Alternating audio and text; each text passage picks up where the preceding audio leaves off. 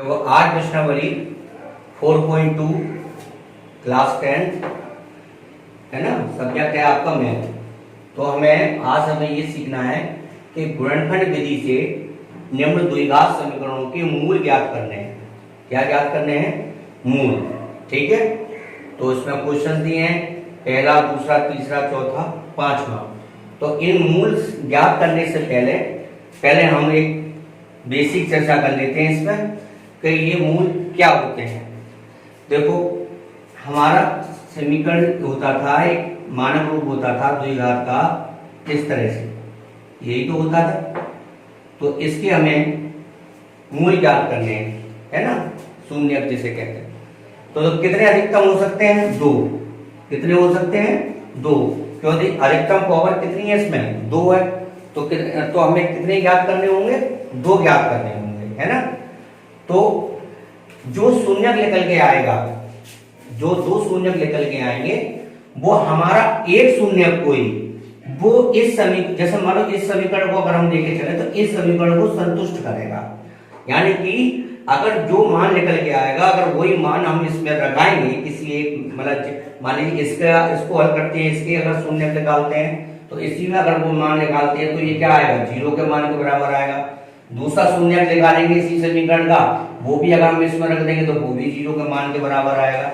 कहने का मतलब यहाँ पर यह है, जितनी पावर होगी, यानी कि जितनी घात होगी, सबसे बड़ी जो घात होगी, उतने ही हमें इसके शून्य निकालने होंगे। तो देखो, पहला क्वेश्चन है, इसको सॉल्व करते हैं। देखो कैसे, हमने हालांकि वैसे 9th में हम कर चुके हैं ये सारे सवाल, तो बस फास्ट रिवीजन करेंगे इसका।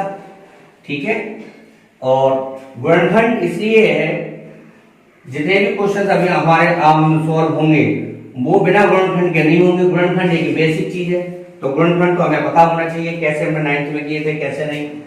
तो देखो, पहला क्वेश्चन हम सॉल्व करते हैं। देखो कैसे करेंगे।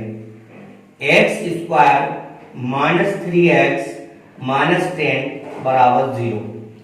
ठीक है, तो अब इस सवाल को समझो कि इस सवाल को हम कैसे सॉल्व करेंगे।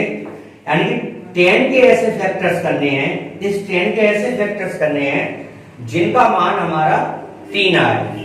कितना है? 3 आए। तो देखो, अब हम 10, यानी कि अगर 5 को 2 से मल्टीप्लाई करेंगे तो कितना आएगा? 10 ही आया। और अगर मैं 5 में से 2 माइनस कर दूंगा तो कितना आएगा? 3। यानी कि जिस संख्या का हमने गुणा किया उसी संख्या को अगर हम घटाते हैं तो देखो, गुणा करने पर तो आता है हमारा 10, घटाने पर हमारा आता है 3। लाने हमें कितने हैं? 3 ही लाने हैं। ठीक है, अब हम ऐसा नहीं करेंगे कि गुणा करने पर तो और कोई संख्या आ रही है, घटाने पर कोई संख्या, और घटा और किसी को रहे हैं, गुणा और किसी से कर रहे हैं, तो वो हमारा सवाल क्या हो जाएगा? गलत। तो जिस संख्या से हम गुणा करेंगे उसी संख्या से हम घटाएंगे। तो देखो, पहला क्वेश्चन है x², एंड इस 3 की जगह हम क्या लिखेंगे? 5 - 2। तो लिख दिया हमने यहाँ 5 - 2 बराबर 0। तो देखो, x², x का अंदर हमने गुणा किया 5x। अब इसमें से क्या कॉमन है? इसमें x कॉमन ले लो, x - 5। इसमें क्या कॉमन ले लें? 2।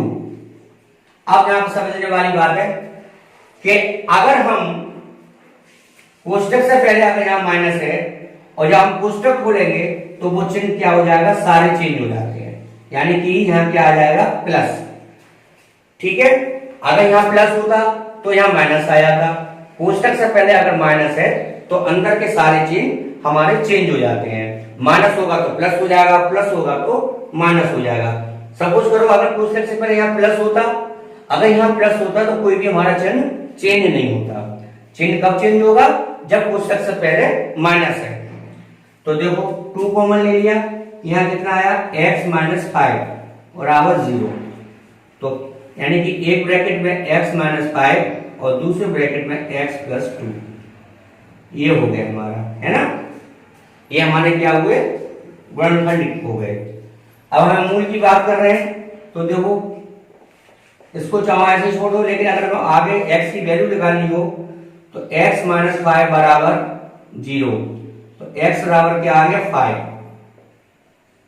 ठीक, दूसरा अगर मैं x प्लस 2 बराबर 0, तो क्या आया x बराबर माइनस के 2। तो ये दो शून्य हो गए, यानी x बराबर 5 और x बराबर माइनस के 2। ये हमारा पहला क्वेश्चन था, पहले का पहला पार्ट। ठीक है, अब देखो इसी तरह से हम पहले का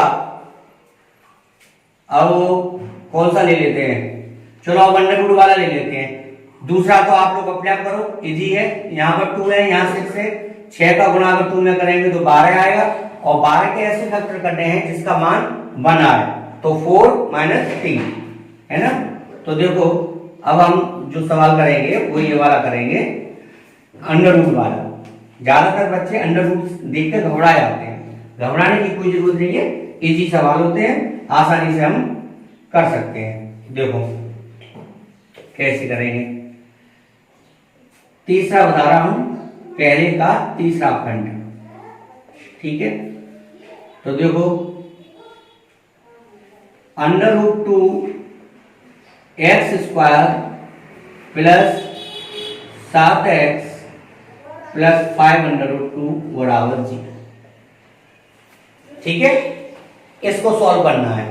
तो देखो इसको सॉल्व कैसे करेंगे, सबसे पहले तो हमें जो एक्स स्क्वायर का जो गुणांक होगा, यानी कि एक्स स्क्वायर का गुणांक यहाँ कितना है अंडर रूट 2, और अचर पद हमारा कितना है 5 अंडर रूट 2, यानी कि एक्स स्क्वायर का गुणांक और अचर पद का जब हम गुणा करेंगे, गुणा करने के बाद जो भी मान आएगा उसको सॉल्व करके तब हमें उसे साथ लाना है। कैसे, एक्स स्क्वायर का गुणांक यहाँ पर कितना है अंडर रूट 2, अचर पद हमारा कितना है 5 अंडर रूट 2, तो यहाँ कितना हो जाएगा 5 दूनी 10। ठीक है, अब यहाँ बहुत से बच्चे कहेंगे यहाँ 10 कैसे आ गए, यानी कि अगर अंडर रूट की संख्या अगर हमारी दोनों में सेम है तो हमारा एक ही संख्या रहती है और अंडर रूट हट जाता है। यानी कि 5 का अगर हम 2 में गुणा करेंगे तो वो गुणा हमारा कितना होगा 10 होगा, कितना होगा 10 होगा। तो देखो अब 10 के ऐसे गुणनखंड करने हैं जिसका मान हमें 7 लाना है, तो हम ऐसा ला सकते हैं कि 5 इंटू 2 बराबर कितना हो गया 10, और 5 प्लस 2 बराबर कितना हो गया 7। यानी कि देखो गुणा करके तो हमारा कितना आया 10, और जोड़कर कितना हल हुआ हमारा 7। तो हमें यही करना था कि गुणा करके आए 10 और प्लस हो या माइनस हो, करने के बाद वो हल करके आए हमारा 7। तो देखो अब ये वाली वैल्यू जो होगी वो इस 7 की जगह हम रख देंगे, किसकी जगह रखेंगे, इस 7 की जगह हम ये वाली वैल्यू रख देंगे, और बाकी का जो सॉल्व करने का प्रोसेस होगा वो सॉल्व करने का प्रोसेस पहले जैसा ही होगा जैसे हमने पहला सवाल बताया था। तो देखो अंडर रूट 2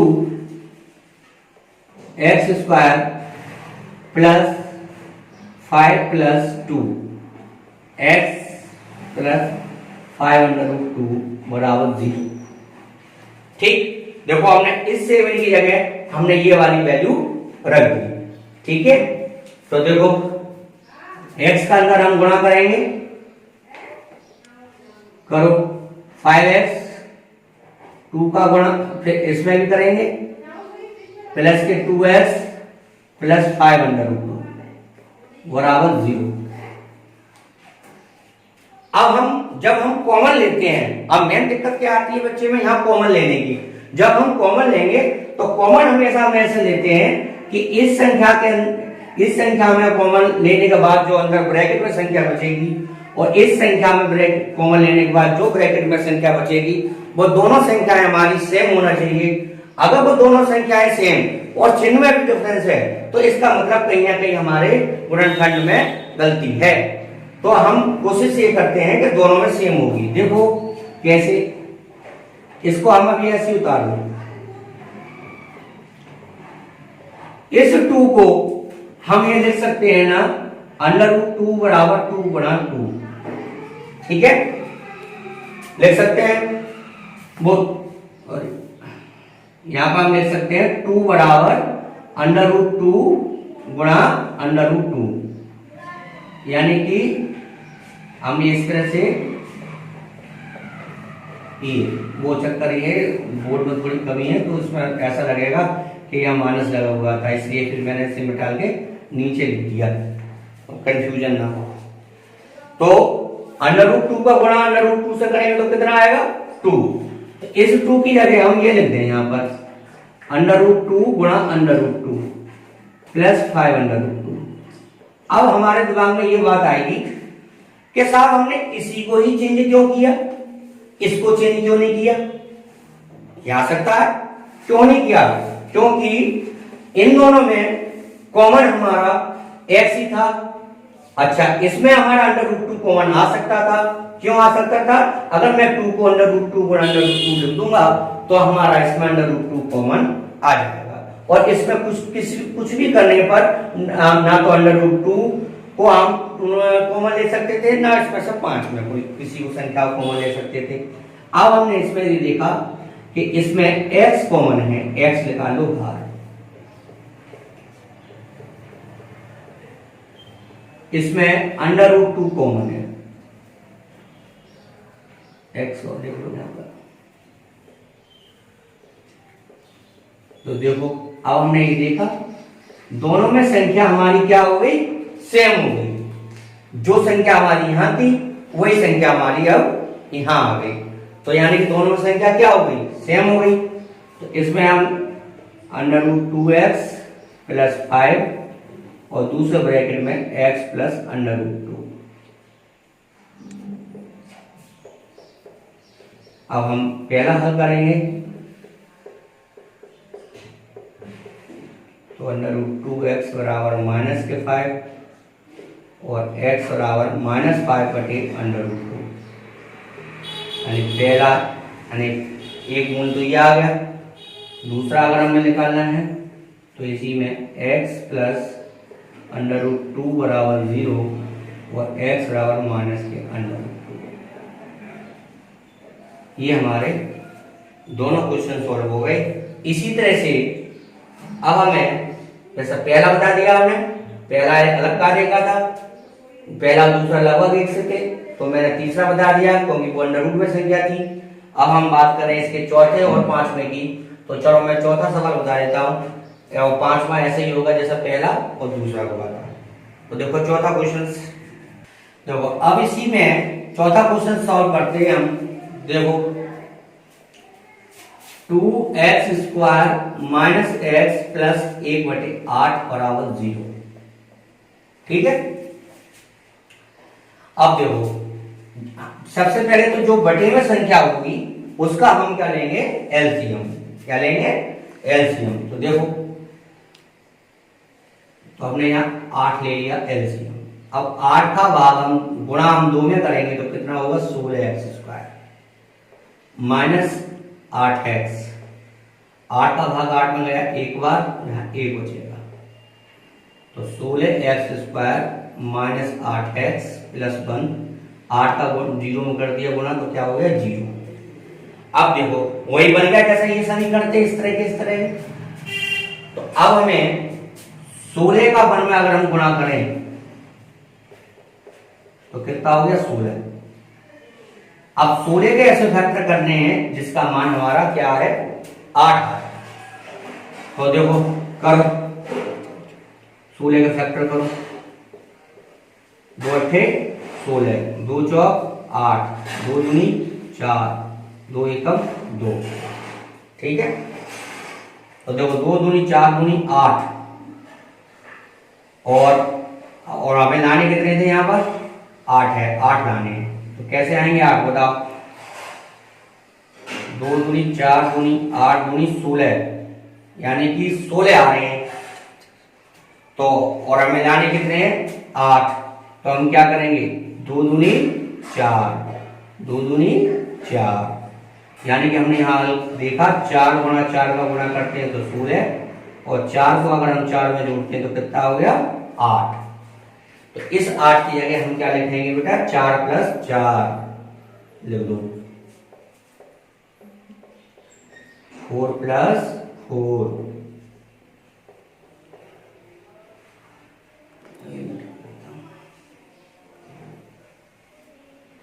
देखो 4x माइनस 4x प्लस 1 बराबर 0। इसमें अब क्या कॉमन है? 4x कॉमन ले लो, तो 4x माइनस 1, इसमें 1 कॉमन ले लो। अब देखो कोष्टक से पहले माइनस है, ठीक है, तो अंदर का चिन्ह क्या हो गया? चेंज। तो 4x माइनस 1 और 4x माइनस 1। अब पहला 4x माइनस 1 बराबर 0, 4x बराबर 1 और x बराबर 1/4। यही हमें हल करना था। इसी तरह से अब दूसरा करेंगे, 4x माइनस 1 बराबर 0, 4x बराबर 1 और x बराबर 1/4। तो 2 शून्य हो गए हमारे, ठीक है। तो अब हम नेक्स्ट क्वेश्चन बताएंगे। दूसरा क्वेश्चन, क्वेश्चन नंबर 2 है इसी प्रश्नावली का 4.2 का। उसमें ये कहा गया है कि उदाहरण नंबर 1 को सॉल्व करना है, ठीक है। तो उदाहरण नंबर 1 हमारे में यही था कि जान और जीवांती दो लोग हैं, उनके पास कुल मिलाकर 45 कंचे हैं। यानी कि कंचे तो सब लोगों ने खेले ही होंगे, अब पुराना बहुत लोग खेलते थे, अब तो कोई गेम नहीं है इस कंचे वंचे जैसा, सारे गेम अब तो बस ये बच्चे मोबाइल में लगे रहते हैं, कहाँ कंचे वंचे जानते हैं। पहले बहुत लोग खेलते थे कि जॉन और जीवांती दोनों के पास कुल मिलाकर कितने कंचे हैं? 45 कंचे। दोनों 5-5 कंचे खो देते हैं, यानी कि मिलाकर हमारे कितने हैं थे? 45, और दोनों 5-5 कंचे खो देते हैं। अब उनके पास कंचों की संख्या का गुणनफल 124 है। तो हम जानना चाहेंगे कि आरंभ में उनके पास कितने कंचे थे, यानी शुरुआत में उन दोनों के पास कितने कंचे थे। तो देखो सॉल्व कैसे करेंगे। माना, आप सब देखो, मान लीजिए आप ऐसा समझ लो, ये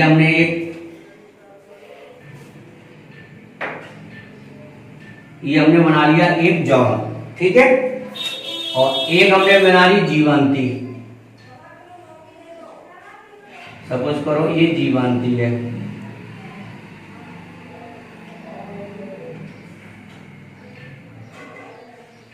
ये जीवांती है, और मान लो ये जॉन है। तो जॉन के पास मान लो कंचे कितने हैं? हमने माने x। अब कुल मिलाकर कितने थे? 45 माइनस है 45, तो हमने क्या यहां पे लिख दिया? 45 माइनस x, यानी कि x से x कट जाएगा, कितने बचेंगे? 45। तो कितने हुए? 45 माइनस x। अब हमारा ये कह रहा है कि दोनों कंचे 5-5 कंचे खो देते हैं। तो मान लो जॉन के पास x कंचे हैं, तो अब 5 कंचे खो दिए, तो कितने बचे?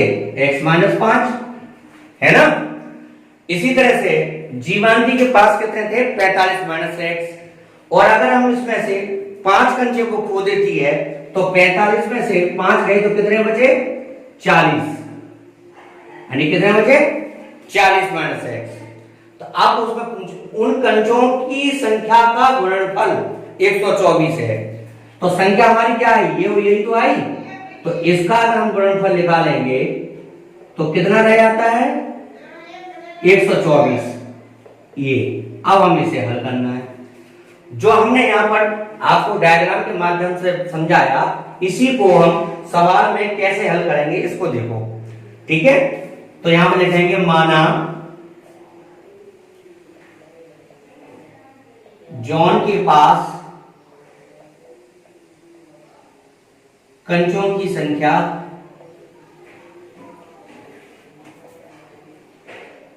बराबर है x, ठीक। और जीवांती के पास, जीवंती के पास कंचों की संख्या,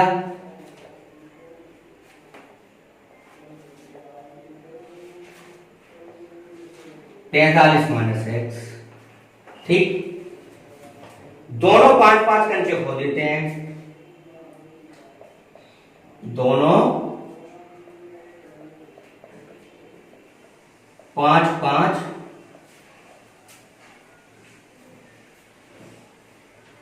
कंचे खो देते हैं।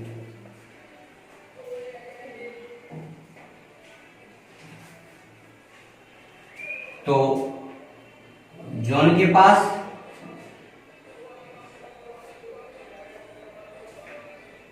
कंचों की संख्या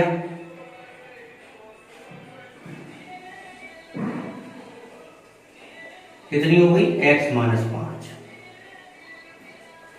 जीवंती के पास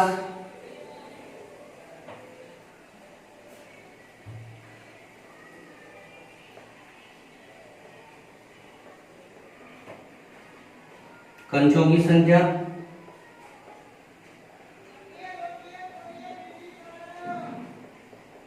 तो अब 5 को देंगे तो कितना रह जाएगा, x, यानी कितना रह जाएगा 45 में 5 के कितने बचे, 40 माइनस x। अब उनका गुणनफल कितना है, 124, यानी x माइनस 5 और 40 माइनस x बराबर 124। अब हल करो इसे, x का पहले इसमें गुणा करो,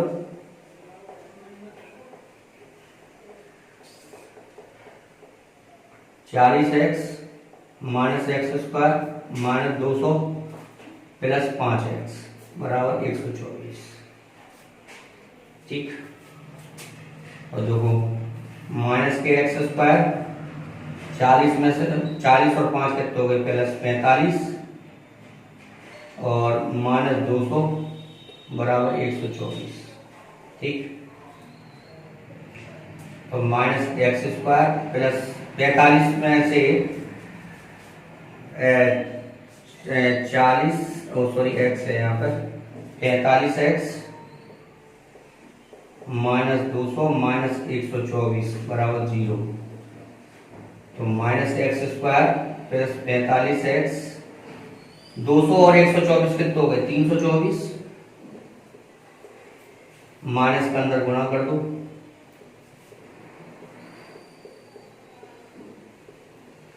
और 324 के ऐसे फैक्टर करने हैं जिसका मान 45 आए।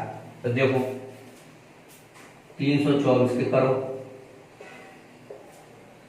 2 एकम 2, 2 छिंग 12, 162, 2 अट्ठे 16, 81, फिर काटो 3 से, 3 दूनी 6, 3 सत्ते 21,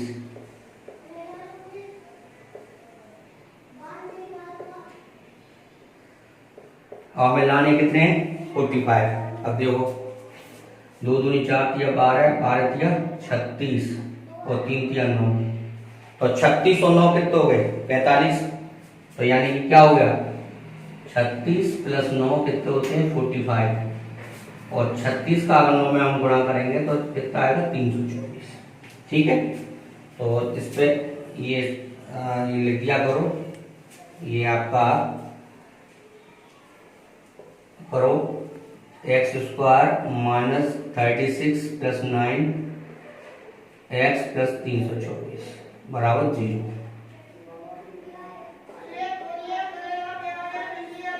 छत्तीस एक्स माइनस 9x प्लस 324 बराबर 0। मैं यहाँ कर दे रहा हूँ, और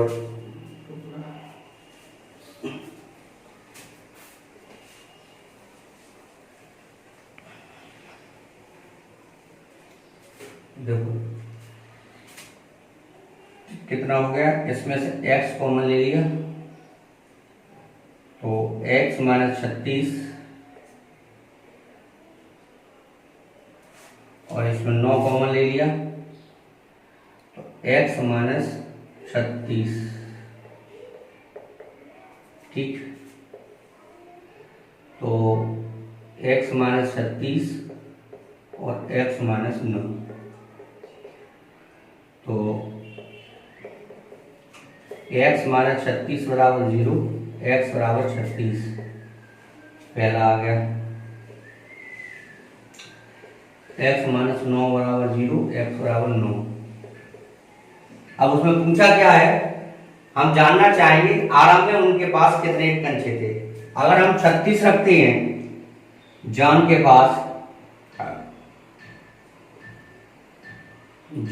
पास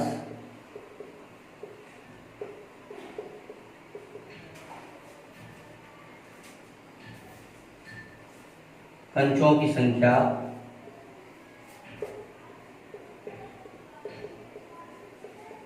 बराबर है,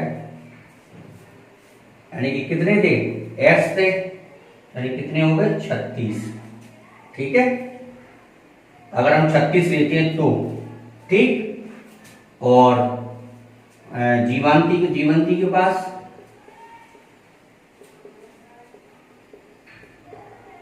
कंचों की संख्या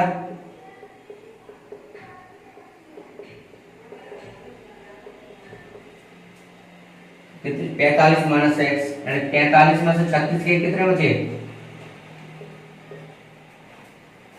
9। ठीक है, अब हम x बराबर अगर हम 9 लेते हैं तो जॉन के पास कंचों की संख्या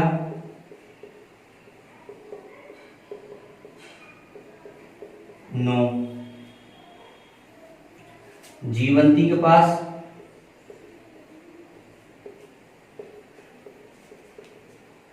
कंचों की संख्या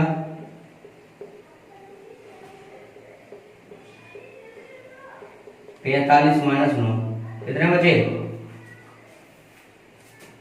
हटाओ, 15 में से 9 के कितने बचे,